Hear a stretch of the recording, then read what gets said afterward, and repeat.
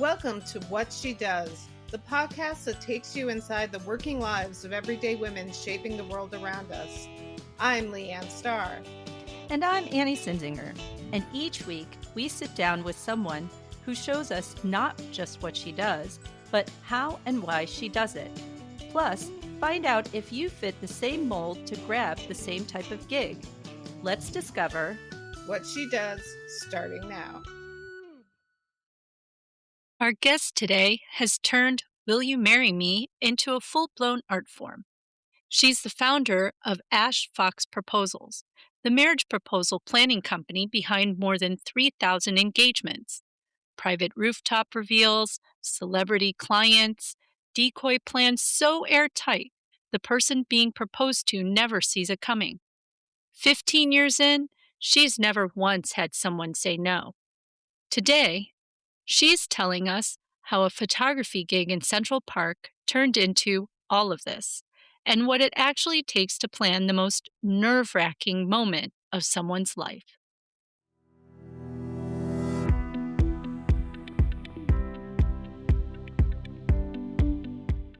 So, our guest today is Ash Fox, who is a marriage proposal planner. So, hi, Ash. Hello, it's great to be here. I'm very curious about this. Assuming this is mostly you're working with men to get her into the place where there's a photographer. She doesn't know what's going to happen, and then he can take a date, right? Yeah, I'm happy to tell you a little bit about what I do and how it all works. Absolutely. I know a lot of people, when I tell them what I do, they're like, I've never heard of that before. What kind of job is that? And it really is like an interesting niche, but that I fell into years ago. I actually was a photographer and I started what I was doing photography, it ended up being was like the early days of Instagram. And I think because of the birth of Instagram, people started wanting pictures of literally everything. And so someone came to me and asked for their proposal to be photographed. And I did it. I never heard of anyone doing that before. And when I did this proposal, it was just so unique to be experiencing someone's intimate moment for the first time. And in that moment, basically, I just was showing up for this guy and in a position for him. I was like in this little hut in the middle of Central Park in New York City, shooting with my long lens. And I was observing this whole magical, intimate experience happening. But here's the thing when he went to propose, he actually turned his boat in the completely wrong direction. So you couldn't even see her face on camera. And so what I realized from just this one little instance was it turns out the following week, someone else asked me to do the same proposal on this in the same spot on the lake in Central Park. And so when I was about to take the job, I said, listen, let me help you and like coach you through this because I literally just did one the week before and the guy, turned the boat in the wrong direction. So let me help you with this. And I started to see the value of that. Like a lot of people, they've never done this before. It's the first time in their life getting on their knee. And I had only done one before, but even that little bit of information was really useful to him. But what ended up happening was over time, I did so many proposals and men came to me and they're like, Ash, you're the expert. Can you help me figure this out? Where should I do it? How should I do it? Like, when do I get on my knee? Like, how long should my speech be? Like, all of these things. And also like I saw other needs that they needed. Like some people wanted to propose in private locations, private venues. Some people wanted decorations for their proposal. Some people had really sentimental music to them, like special songs. And so they wanted to have a live musician singing performing their favorite song at their proposal. So there ended up being all these other elements that I saw, hey, I can really help these guys create the proposal of their dreams. And so it became way more than just photography. It became full service proposal planning. And today, many years later, I've been doing this for 15 years. Now I have a full team. I have photographers that I really train to shoot like me, to know the angles. And we have like a lot of spots that we really love that we think work really well for proposals. We have 13 different private venues that we use. And anyway, it's been really cool. So I've helped now over 3,000 people with their marriage proposals and counting. Um, I don't know if this happens at all. I would assume if you're proposing marriage, not expected, but yeah, you're going to get good news. But I don't know, like if you had any sort of disastrous proposals where you went, "Oh no." In all the years of doing proposals, and it's been now 15 years of doing proposals, I have never had anyone say no. We have a 100% yes record, which is awesome. I can't take full credit for that, but it's fun to take credit for that. But as far as any crazy disasters or crazy things I've seen happen, well, you're right. Like most of the time, it really is fairy tales and rainbows, and everyone's just so happy.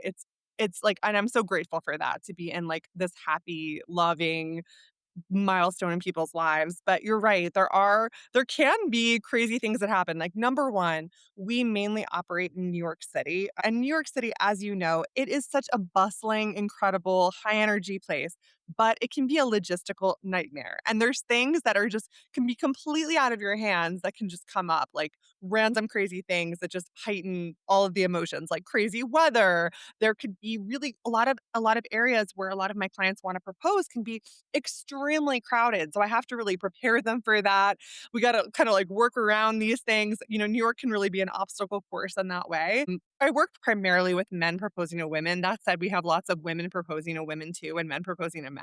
But for the most part, it's men proposing to women. And, we're emotional beings. And years ago, I had this one proposal where my client was proposing on this waterfront. And all of the sudden, he looked at me and he was like, chop, chop. And I'm like, what's going on? And basically, he texted me after and said, like, she is in a really bad mood. She's getting her period. And I don't think it's a good idea for me to propose. And so he, canceled it. And I did on my own podcast, the proposal podcast, I actually did an episode about this because I didn't put his name, but basically I said, I think it's such a misnomer that sometimes guys think like my girlfriend has to be in the perfect mood today. Everything has to be just perfect, but you can't control us. Like, we're humans, we've got our emotional cycle. And sometimes you can't control every element to be perfect. And so in retrospect, I was like, I really wish he had just in that moment gotten on Mm. his knee and been like, babe, I love you. I know you're hangry. I know you're getting your period, but I want all of it and I want to be with you for the rest of my life. And like, what an amazing turnaround, that could have been. But yeah, we've been really lucky that we haven't really had anything that crazy. I once had a really funny one. We once had this beautiful penthouse suite booked in a hotel, and my team, we get there to set everything up. And it turns out the hotel made a mistake, and a famous rapper had rented out the entire penthouse with his whole crew, and they told them they could extend their stay. And so thank goodness this rapper was like an angel. He was such a nice guy. He was like, "Oh, I'm so sorry. Like, let me get the crew out." And so, like, but we had to like we were on crunch time to like clean up this suite and make it amazing. But yeah, we've had some funny situations like that. So, I have to ask, does this impact you in any way that you either don't want a proposal because we just saw your boyfriend, or I would think it impacts him because he realizes he cannot surprise you. Like, what is your feeling about Should we the call him and ask him what he thinks? Well, okay. So, it's funny. So I started doing this. I think I was, gosh, how old was I? I think I was like 24. I was around there. I don't remember exactly. But I felt like it was so far away from me. Like as far as where my life was at the time, like people used to I remember guys I used to date, they'd be like, "How, are you just like dreaming of your proposal every day?" I'm like, not at all. Like, I'm just like, this is my job. I'm just like trying to do my job and I'm very objective. However, now that I've gotten older and I'm in a wonderful, loving relationship, and of course, like, those, yeah, you do have those thoughts of like, oh, what would be my dream proposal and all of that. And I think that Hmm. I feel like for myself at least, of course I have dream proposal visions, all of that. But at the same time, like I recognize how important, like I like to be the girl. Like I like I'm not looking to tell my man what to do. I'm not looking to like, take this away from him. Like this is his moment. And I think that's really important. I think today it's very common that girls can kind of want to micromanage everything. And I get it with a wedding, but like your proposal, that's actually like your man. That's like that's his chance to really show you what you mean to him. It's his moment, not just it's his moment with you. It's his moment of vulnerability with you. And so I think like to hijack that with like all your visions, like sometimes isn't, I've got clients who tell me they're like, my girlfriend has a white dress, a specific white dress, and she told me I need to be wearing this white dress when you propose to me.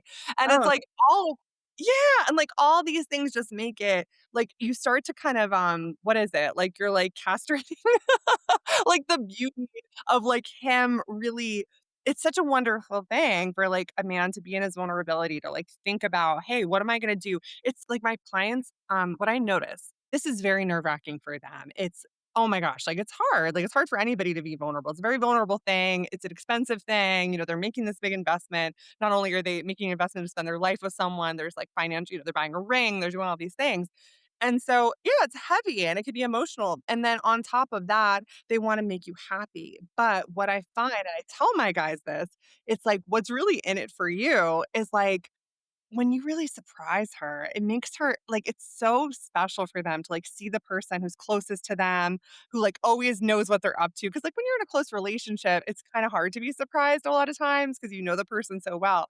So if you can effectively pull off an amazing surprise, like, the guys just get such pleasure out of that, I see it. And another thing too that I tell my clients is that you don't realize like how sexy this actually is for her to see you like taking charge, coming up with a plan, like making this investment, getting on your knee, like showing your heart, showing your vulnerability. So yeah, I think it's important to like let them have their domain here. and so, because you did mention you're in New York City and it's loud and busy all the time.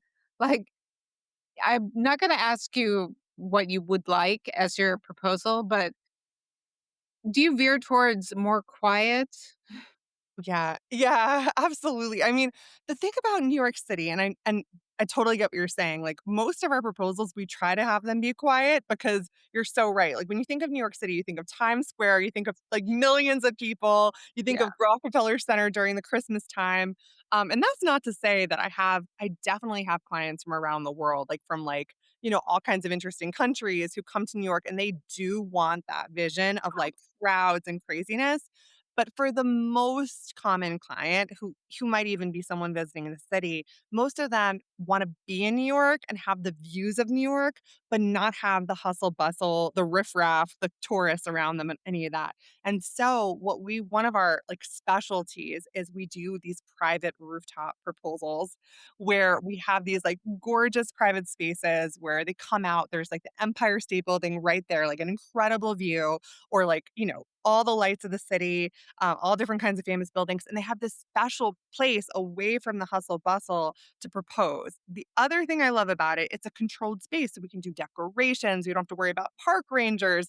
We don't have to worry about like drunk tourists like getting in the way or anything crazy like that.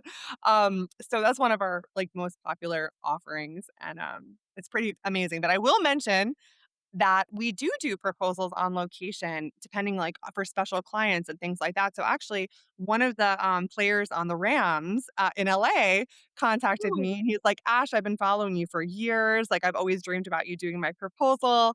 And so we did an incredible proposal for him in Los Angeles, like, on a private rooftop with everything, and I came out for it for him, and he wow. was amazing, but yeah, yeah.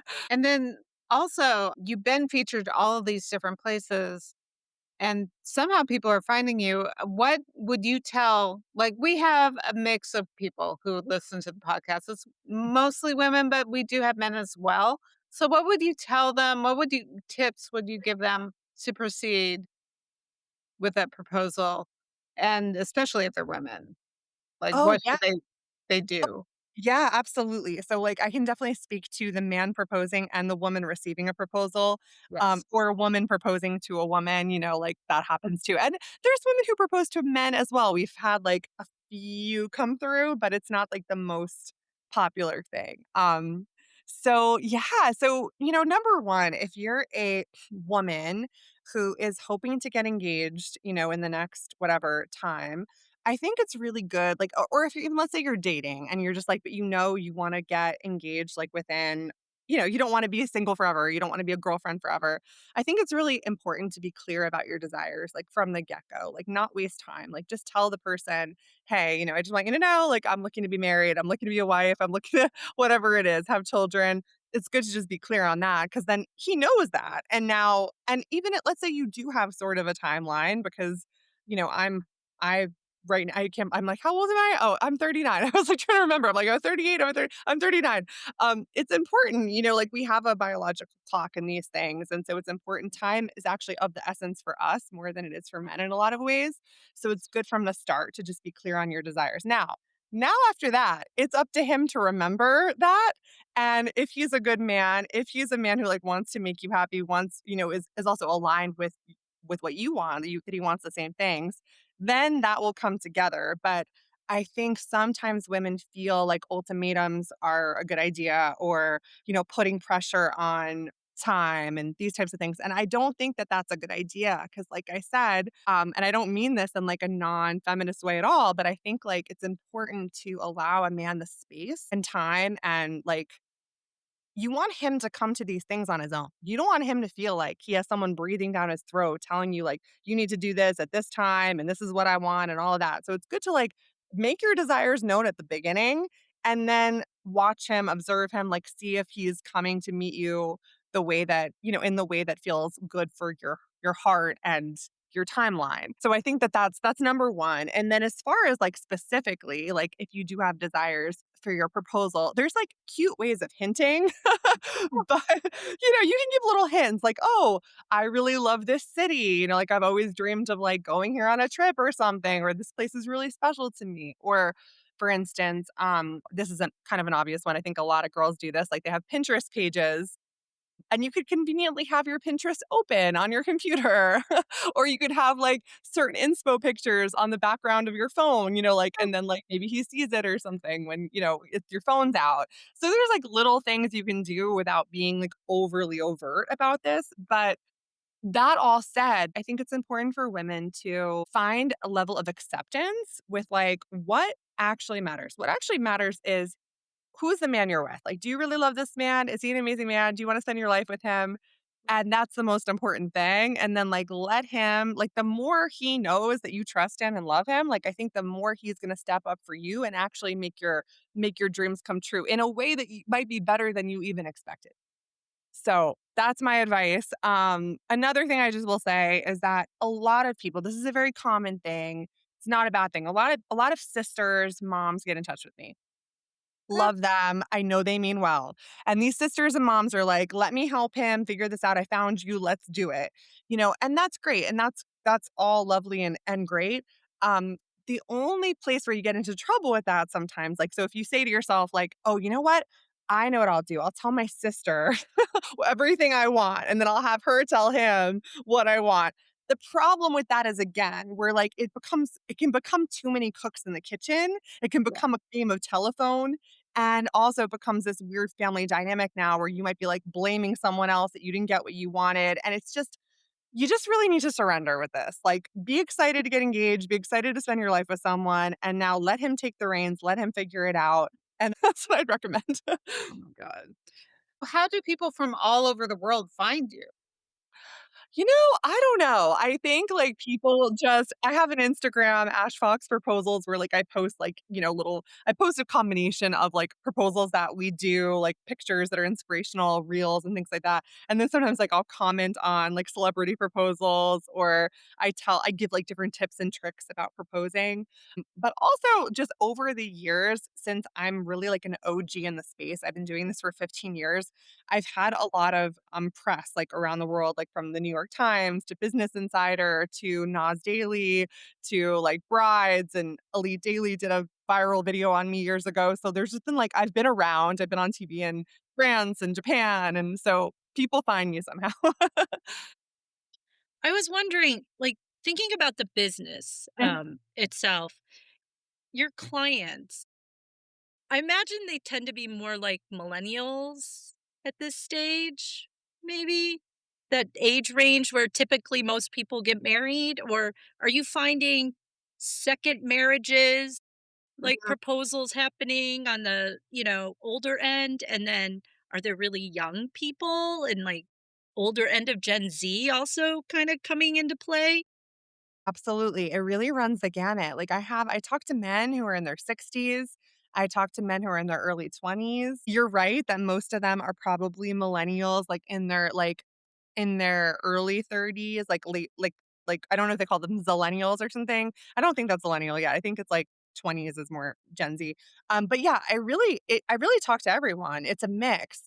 Yeah, most of them are probably like later Gen Z millennial, but we really have a mix. I've got my Gen Xers in there who are proposing, doing second marriages for sure. And by the way, they always have the best stories because guys who've been married like a second time around or like they really, I feel like, know what they want and they feel they have a very amazing level of gratitude, which I find that like sometimes you don't find with some of the younger, not that the younger guys don't have that, but sometimes there's not that level of like, "Oh my god, Ash, I just gotta tell you, I met the most amazing woman in the world, and I know she's the most amazing woman in the world because 'cause I've already been married." So, they're really cute, they come with that energy. What kind of timelines are typical of, what when you're setting up from the moment you meet the client to when it actually happens?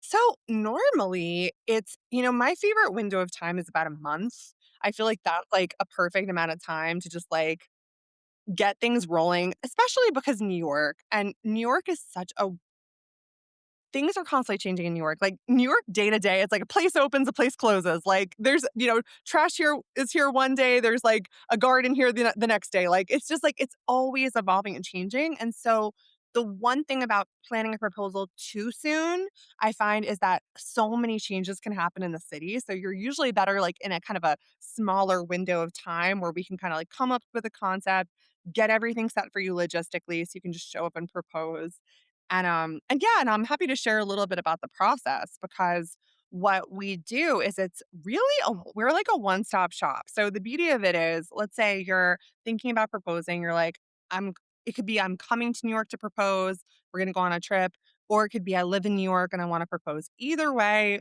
we help you. And it doesn't have to only be in New York. Like I said, we'll do other places too, special for special clients and things like that. Um, but a client comes in the door, and what we normally do is he knows he wants to work with me. We set up a planning session, and that session's over Zoom. It's kind of like me and you guys talking right now.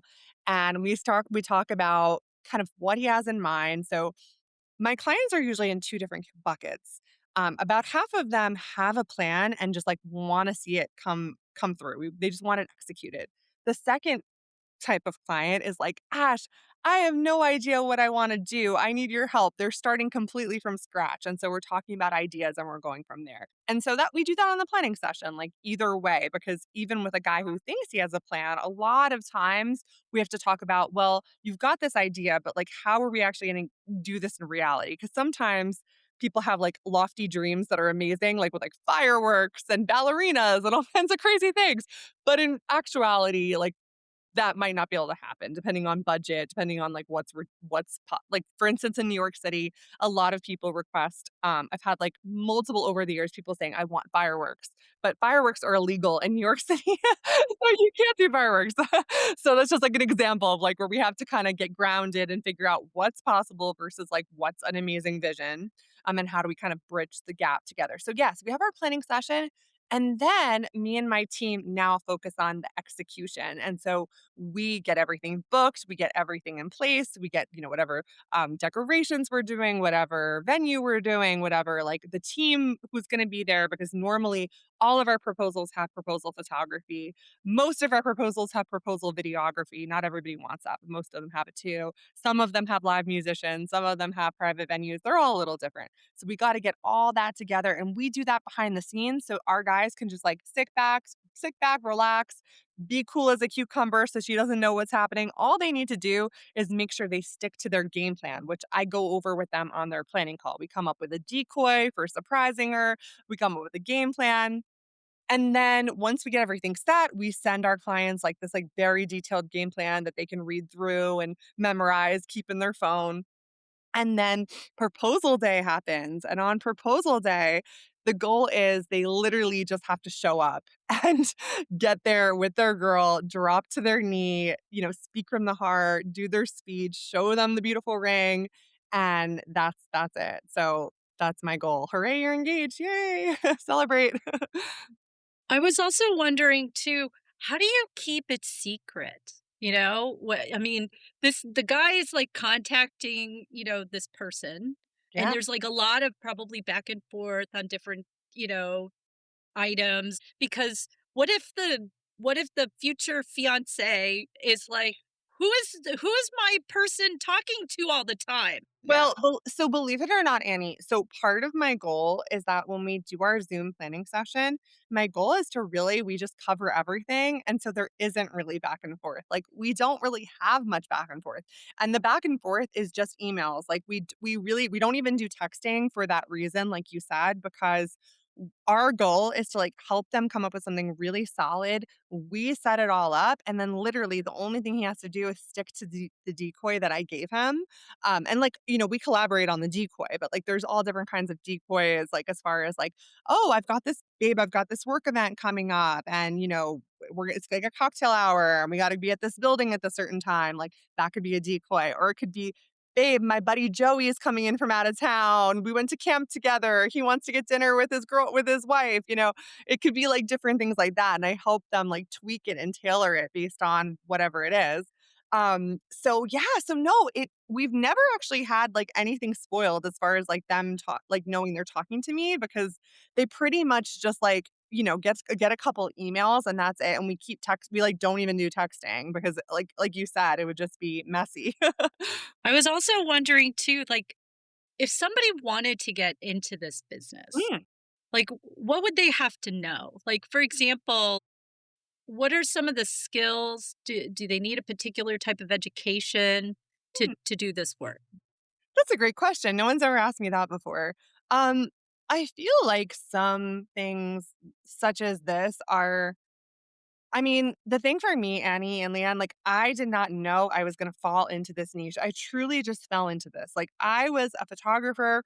I was doing, like, rock and roll photography, concerts, bands, and I never in a million years thought I'd be, like, adjacent, in the wedding industry. Like, it wasn't a dream of mine. But, there's people who that maybe is a dream for them to be, like, in the wedding industry and all of that. And so I mean, as far as education, I don't think college really doesn't matter. I was an art major. I studied at NYU and I was doing all that, but that doesn't really factor into what I do today. But I mean, I think that there's different options. Like sometimes people do come to me and tell me that they want to do something like this, and I'll do like a consulting call with them to kind of like help them with like getting started, like maybe like what if they have any questions or anything like that, like happy to be like a mentor for people. But it was not a linear path for me at all. It was really something where I saw something happening and brewing in this world and in this industry, and I just kept on going with it. Now, the one thing I will say is that what I do, it really you need a market that's gonna work for it. And so, for instance, there's certain markets around the world that this is, like, ripe for. Like, for instance, New York City, Paris, Los Angeles as well, places where you have a lot of tourists coming through and you've got a lot of locals who are also proposing because you kinda need the mix of both of them. But if you were to do this in some small town somewhere, I think that that would be really awesome. However, it probably wouldn't be a viable business on its own because you're probably not gonna have the volume of customers just coming through the door with this need and desire. So I think it's just important to kind of know the market, but you can always move to work in a specific market and all of that. But yeah. And when I think about it, like, you're not only planning, but you're also kind of a counselor and sort of a therapist, probably. You know, could you Yeah. talk a little bit about that? Yeah, absolutely. I mean, it depends. So again, like it depends on the client. Like some of my clients are super vulnerable, want to share a lot of information with me. There's other people who are more like, I've already kind of figured out what I want, or they've seen stuff that I do and they're just like, I want to do that. Like, I love what you did for him. Do the same for me. And it's very quick and easy. And there's not a lot of that back and forth in terms of like, telling their life story or about their relationship. However, there's been men over the years who felt like a certain level of comfort with me and are willing to share things about their dynamic or family things going on and have told me like a lot of amazing, and interesting things or have looked for, some consult there. I've also had men confide in me who've unfortunately ended up getting, separating at a certain point. Like they went through the proposal, it was beautiful, it was wonderful. And then like maybe a couple years later it didn't work out. And they actually came to me and told me, about it and we've talked and things like that. Like they're all amazing men that I mean, they're really great men, especially men who do this sort of thing. Like and going back to what I said before, like I was saying about how like let the man, in a relationship, how it's good to just like let the man have his space to do what he wants to do for your proposal. That said, you can hire an expert. You can hire like that's what I am. Like I'm someone to really help them through this process because obviously they don't wanna turn to their girlfriend because they don't wanna give the surprise away, like and if they turn to like I said, if they turn to a mom or a sister, like I said, that can get really complicated with dynamics and people having visions that aren't the vision, whatever.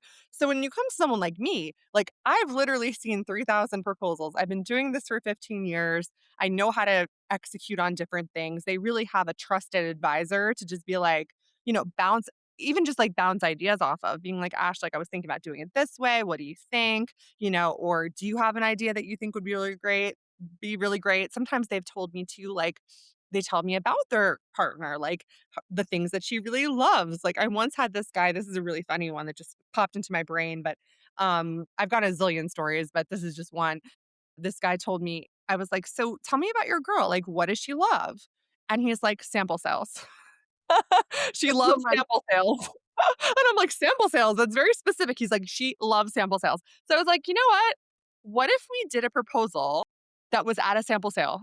And he was like, "Oh my god, are you serious?" And I was like, "Yeah." I'm like, "I am serious." I'm like, "I have a vision for this." And we literally did this proposal that she literally went shopping with her girlfriend at this sample sale, and then all of a sudden there was like an announcement on the loudspeaker being like with her name, like to come upstairs, and she's like, "What's going on?" And she comes upstairs and there's like candles and roses, and he's on his knee proposing. And it was incredible. And it turned out the designers of the sample sale were there. It was like Alice and Olivia, and they came and like took pictures with them, and it was amazing. So, yeah, it's fun. The last question that we typically ask everyone, which is basically knowing what you know now, what would you tell your younger self? Hmm. Gosh, what would I tell my younger self? Knowing what I know about just about being like, Your path.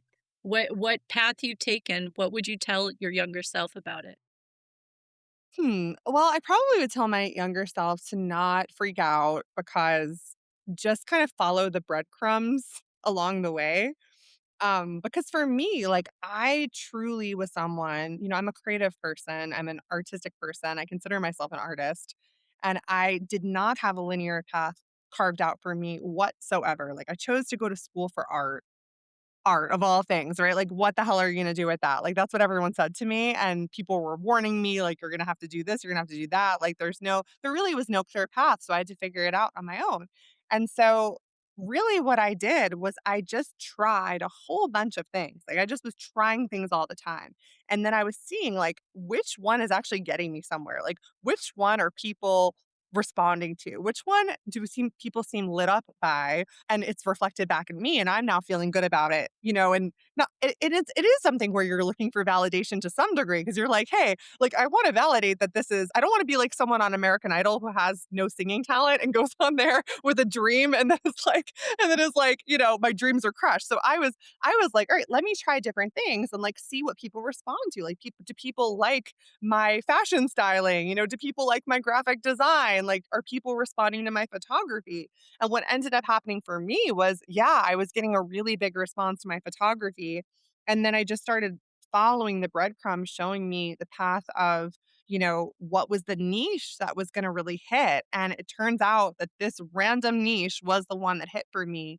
And so it became a whole different business that I never imagined. So I would just tell her, follow, like, don't overthink it. Just look and see and where things lead you because you never know, it could be better. Just like the proposal, it could be better than what you ever imagined. So don't try to overly control it. But well, this was great. Thank you so much for talking to us, Ash. If I was getting married again, I would hope that my husband would call you. Thank you so much, Ash. Great to meet you, ladies. Thank you so much.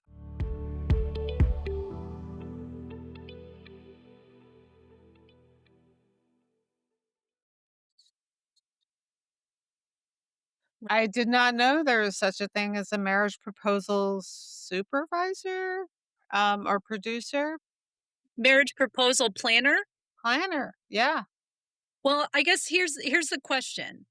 If you had to do it over again, would you have wanted something extravagant like what Ash's company provides? Would you want like a picturesque dream setup for a proposal? Or would you go back to the one that you had? I think it's my more of like maybe a personal choice. Yeah, I think I would like the proposal from, a marriage proposal person. That'd be good. I really thought like this idea of rooftops and then having all these pictures and all this other stuff. I mean, they're pretty memorable, right? I mean, Yeah. it does help capture something. It just to me, I I guess my personal preference is I wish there was somebody there to take the picture, Yeah. but not necessarily like the full on, regalia of it, I guess. If someone took me up to the rooftop, it doesn't seem like it has to be like, as you said, the fireworks and ballet dancers and craziness. Um, but yeah, and especially in New York City, if someone takes you up to the rooftop and then you just have a private moment or someone takes pictures. Yeah, that would be nice. I I think that think would be yeah, nice. I have no problem with it. Yeah. My proposal was at, the Jefferson Memorial, That's good. So which was great at night, except there was nobody to take a picture of it. yeah, So I just have my memory, which is very clear because it was such an amazing moment. I cried, oh, um, but but it just sort of, like, would have been nice to have captured it, like, I I think from a third person perspective would have been nice, so I guess yeah, from her sort of her origin of being a photographer and doing this, and then finding an opening to turn this into a lucrative great. business Yeah. that she's done for 15 years is pretty amazing, honestly, Yeah, when you and think yeah, about as it. you said, it is lucrative. Yeah. One of the things I thought was really interesting is that, the reason for the rise of these types of proposals is So because of yeah, social media. yeah. I mean, which didn't exist, like, when we were getting, well, actually, it did exist when I was getting my proposal done, but it wasn't, like, something I was really thinking, like, "Oh, I need to post this for everybody to know." Like, Yeah, no, it's a very different mindset. as a more private person, I don't wanna do that. Yeah, But, yeah, it is lucrative. Honestly, I was really surprised at sort of like you could make quite a bit of money, on a single event. yeah, and especially if it's more complex, like, she came out to Los Angeles for the Rams guy. Yeah, It and if you was think about it, some of them might be even multi-day, like, some might be set up to be multi-day, like, preparations and stuff. yeah, So, if it's a destination, it could be you could get anywhere from 10,000 to over $50,000 just for the one event. yeah, and, if your clientele is upscale, that's probably not a big deal. No, and then I imagine like, one of the things I did find too is, like, a vendor commission you could get vendor commissions, so you could get, like, passive revenue, Yeah, a percentage from, like, all these people that you're dealing with to set up the particular event, mhm, so that helps to be more lucrative, and then, like we said, the demand is up, and I was pretty sure that it was, like, pretty much millennials right now. since they're in that kind of marriage They're in the window. demo. Yeah, but there's always going to be new 30 to 45-year-olds getting married, kind of Yeah. along the timeline. The job itself has its own challenges. You have irregular hours. So Yeah. if you're somebody who likes like very structured times of when you're doing stuff, this is probably not a good job for you. Yeah, and it is a freelance hustle. It is. It is very much that unless you build up a reputation like she has over 15 years of Yeah. doing it, that people are coming to her without necessarily her having to do much other than, some marketing. So that's good. And if somebody's interested in event planning and they want to do niche event planning, this might be a good opportunity. Thanks for joining us today. That's what she does, and maybe what you could do too. If you like what you heard, make sure you follow What She Does wherever you get your podcasts.